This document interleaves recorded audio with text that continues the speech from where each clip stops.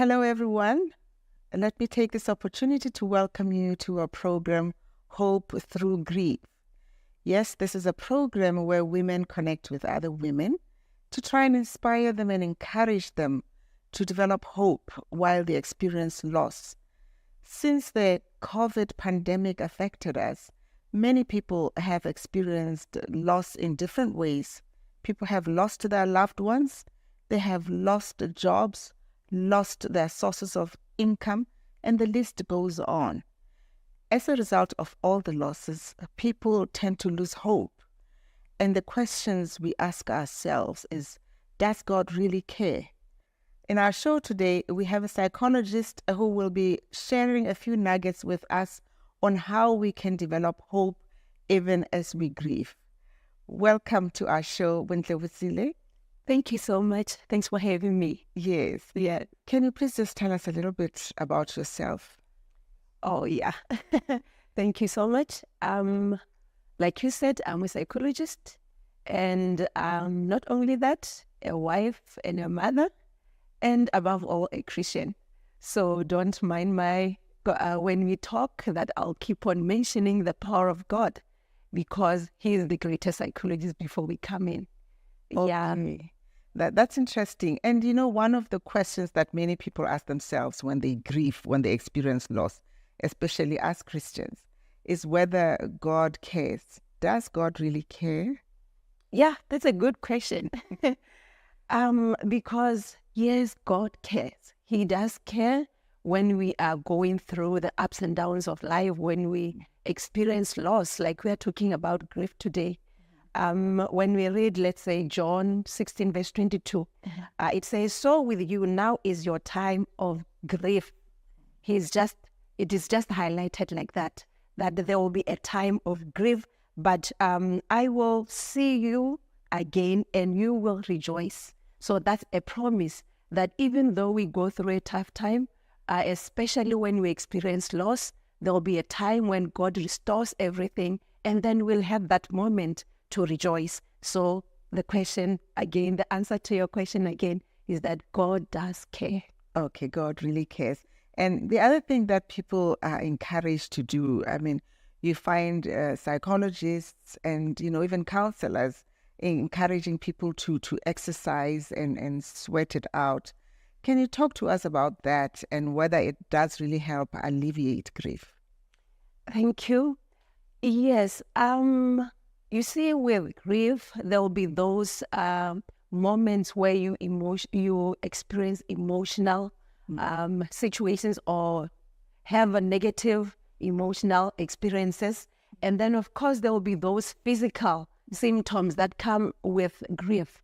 So when you do engage in exercise, yes, it does help. Let me mention maybe a few things to say some of the normal emotional signs or symptoms that come with grief. It's maybe where you feel you have lost interest in the things that you used to love. Maybe you've been a person who loves gardening and you realize after that loss, after that divorce, after that, when I lost my beloved person, I no longer feel like I really get the joy from gardening. Yeah, or from even just going for a walk like I used to. Some of the symptoms may also include things like all of a sudden there's that fear, there's that you feel guilty, there's that confusion that comes with it. These are just some of the normal emotional symptoms that come with it.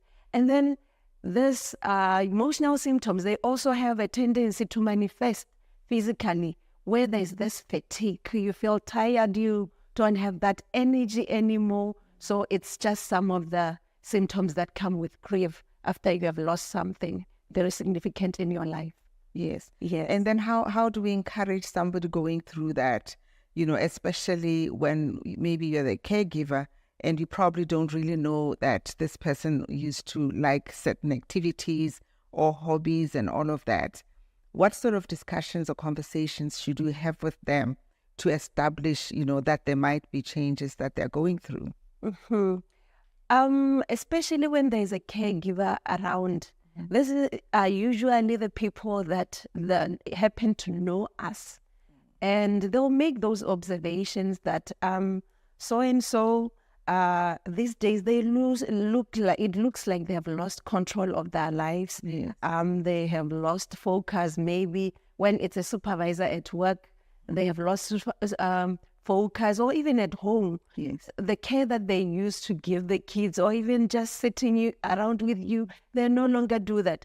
Just those observations alone, when you are a caregiver, after paying attention to them, just go and have a chat with the person, and an honest one for that matter. Yes. Like, for example, you say, Bondle, I realized that you used to love going to the gym.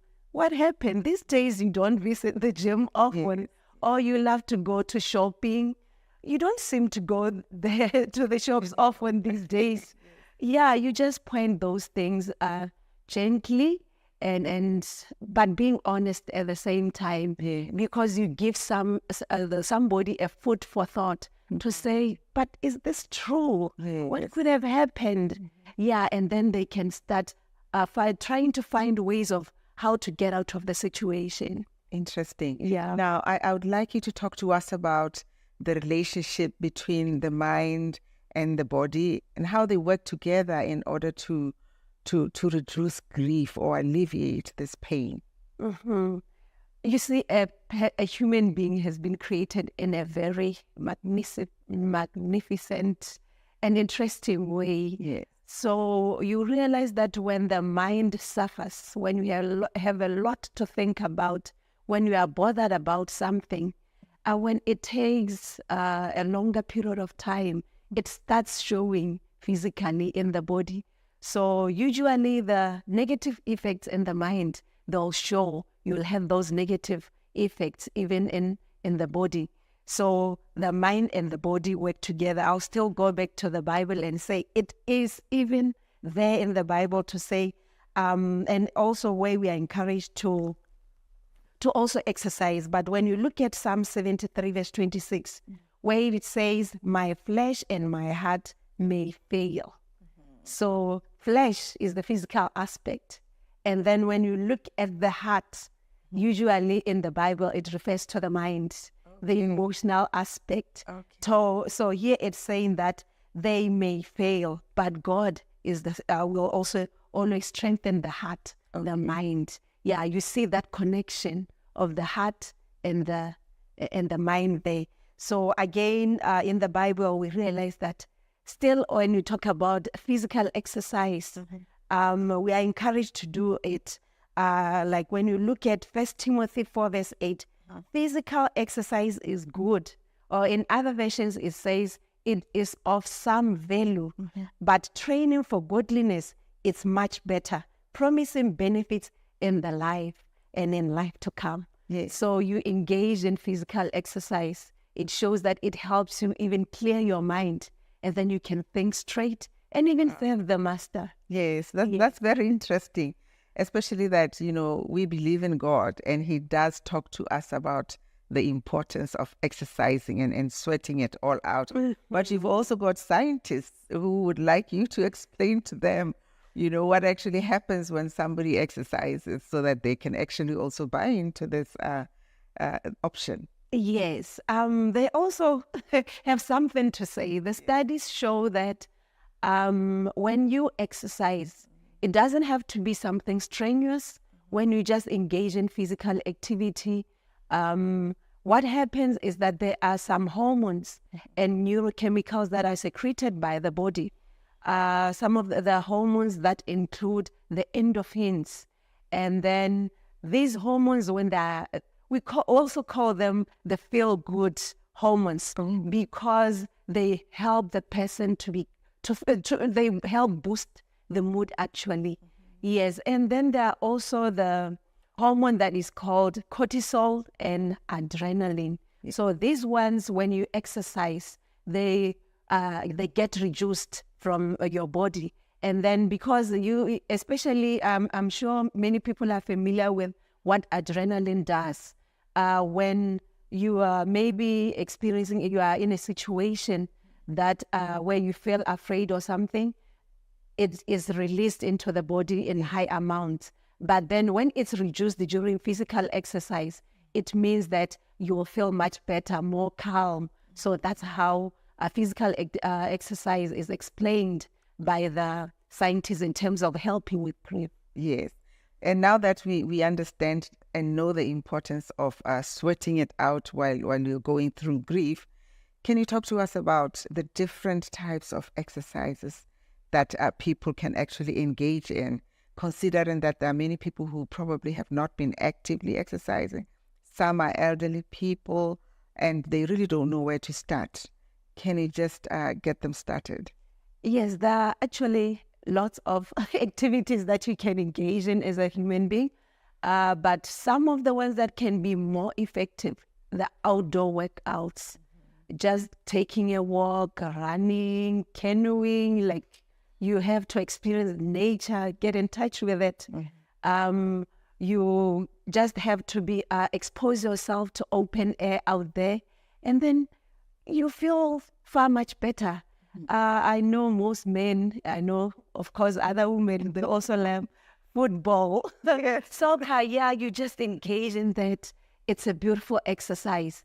And there are other ones that actually they require less energy, like you do your yoga, you do your focused meditation, just the indoor ones, or even the simple ones like deep breathing, just taking in the air slowly and releasing it. Yeah, just like that. Okay. It's quite relieving. And then there are, of course, you can engage in these exercises as an individual alone, but it is also more helpful or more beneficial if you do it as a group, because they will be able to give you the necessary support. So yeah, you don't have to always go at it alone. Yes. Yeah. And I'm interested in knowing, what you would advise an elderly person in particular. These are people maybe in their 70s or whatever, who really have not been very active. Yes. What kind of exercises are most suitable for them? That's a good one. With the adults or the older people, something like stretching. Just when after waking up in the morning, you get outside of the house, do the stretches, lift your arms, and just flick your legs. It's very helpful. It doesn't have to be something that requires a lot of energy. Or let's say maybe in our context, in our country, just move around, do the sweeping. Yeah, something very light. Yeah, don't just stay in the house or on the couch and that is it. Yeah. If you love cooking, just chop in the vegetables. And It's activity. Yes. Don't just sit. Yeah, or like I mentioned gardening earlier on, watering your gardens. Wow, it's just so fulfilling. It's exercise. it's exercise. Yeah, actually exercise is just about movement. Wow. Yeah, move your hand, your arms, your legs, your head. It's exercise. Interesting. I would like you to hold it there as we take a short break. Then we'll return to continue with our conversation. Please stay with us and come back so that we continue this discussion on the importance of sorting it out while we go through grief.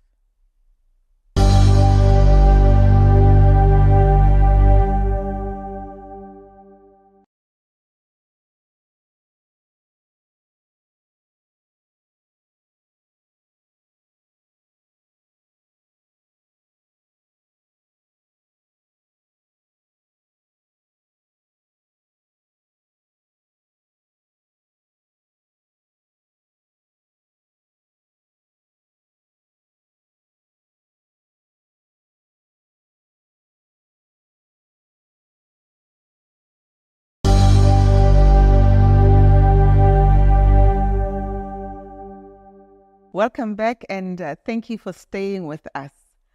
Before we went for a short break, you had just been talking to us about the importance of sweating and the different types of exercise that we can engage in. Can you now give us a few nuggets from the Bible about how we need to develop hope as we go through this journey? Yes. In the Bible, there is in 2 Kings 4 verse 8 to 37, we learn about the Shunammite woman. She had received Elisha, God's prophet, into her house.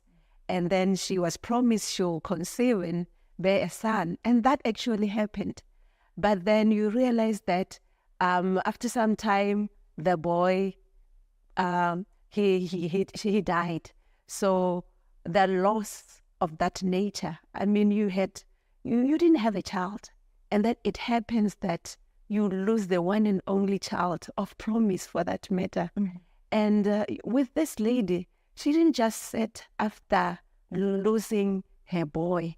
So at that point in time, after the boy died on her lap, she decided, I'm going to take this boy, lay him up there on the prophet's bed, and then shut the door.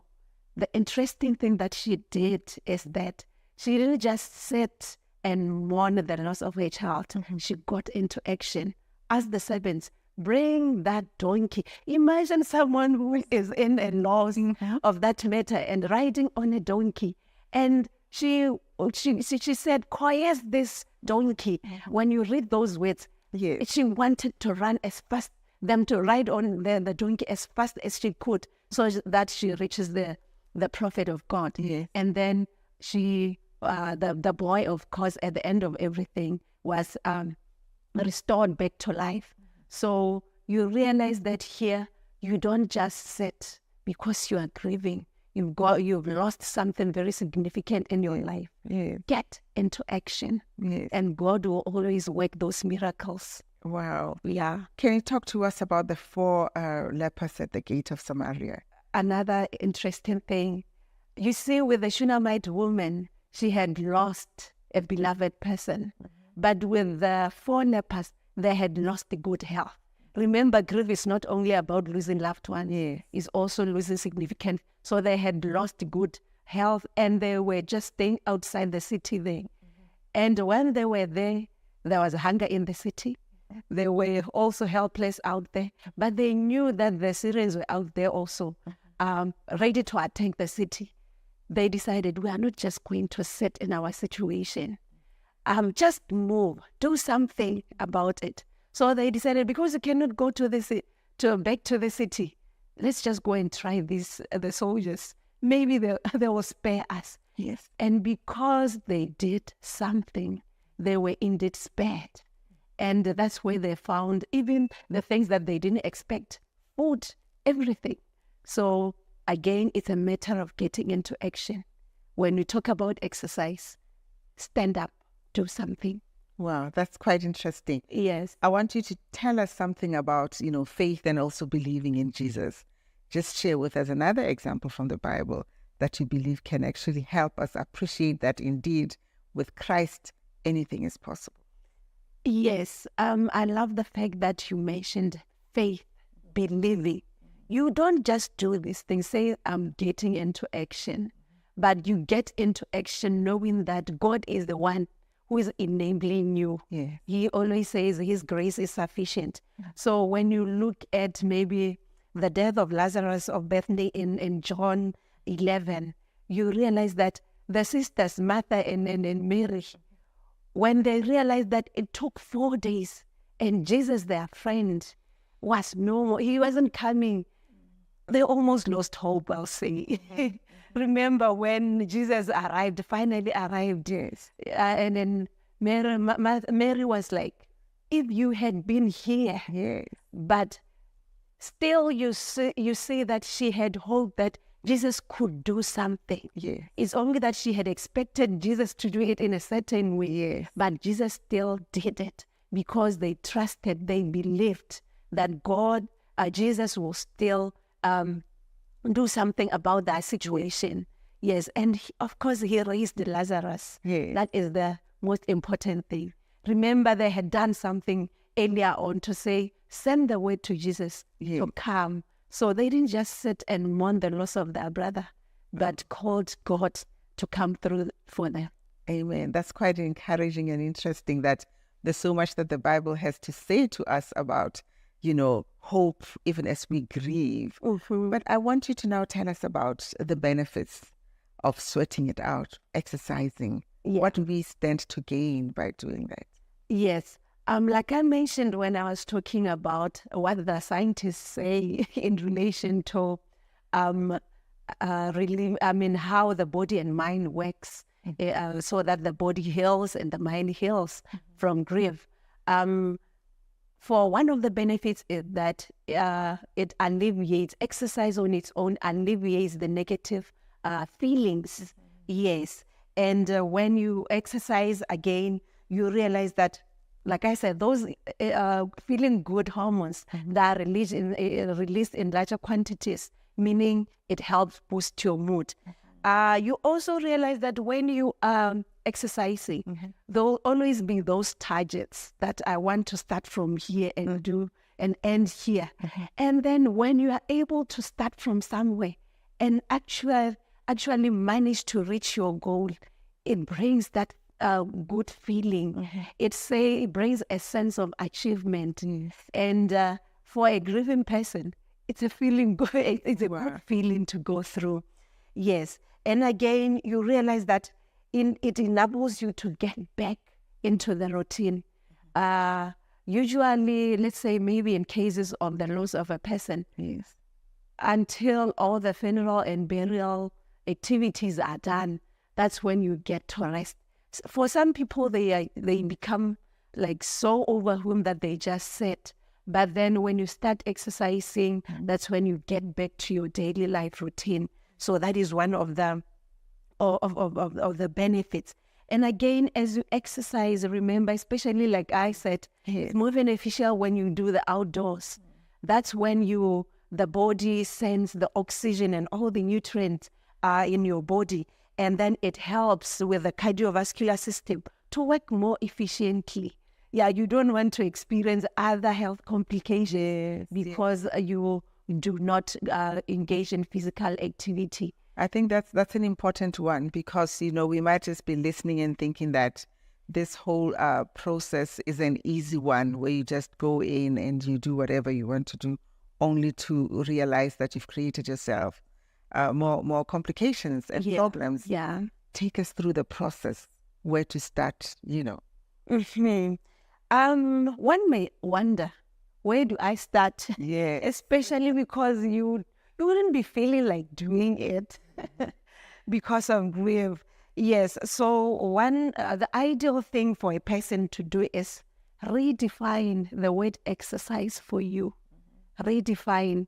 When I say redefine, I mean you should start where your body would allow you to start and take it through, engage in the exercise according to how your body will allow you to do it. So don't just start engaging in something that is will require a lot of time and energy and something rigorous. No, just start slowly but surely and listen to your body. That is the most important thing. If it says stop at this moment, just allow yourself to stop. Okay. Yes. And is there anything I should be careful of when I start this whole program, of exercising and becoming fit, I suppose? Yeah.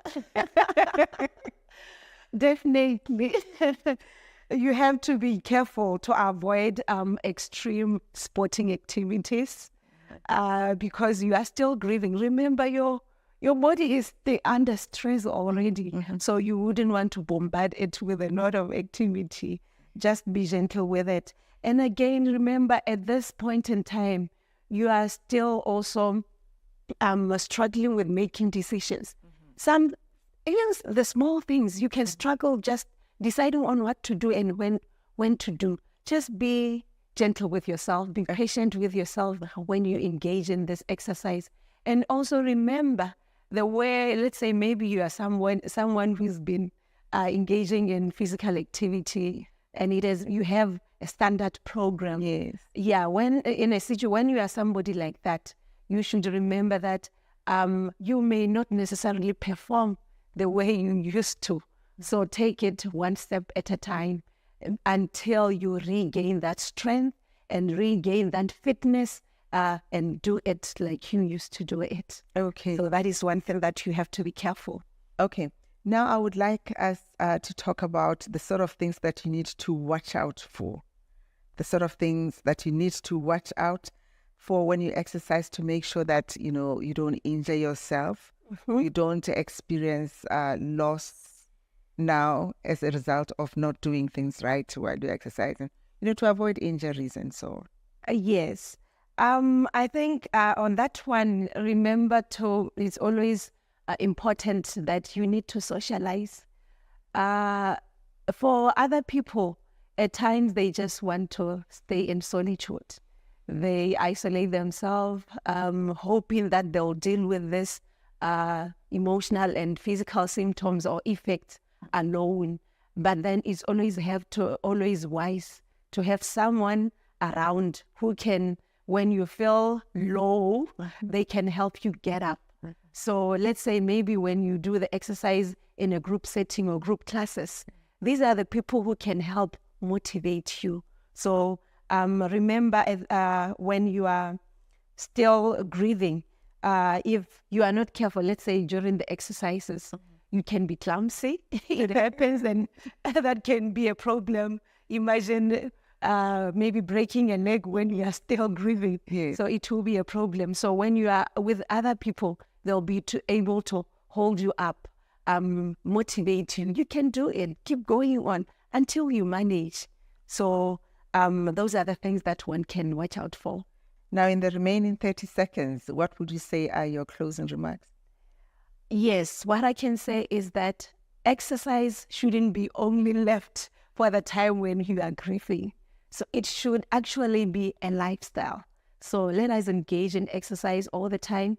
And again, the studies show that when you exercise as a lifestyle, even when you go through grieving moments, they will always come where you lose something. Yes. You become resilient. So if we really need to benefit from that, we should engage in exercise. Thank you very, very much for sharing with us those important nuggets and even encouraging us with the word of God that, yes, there is hope even while we grieve. Thank you very much.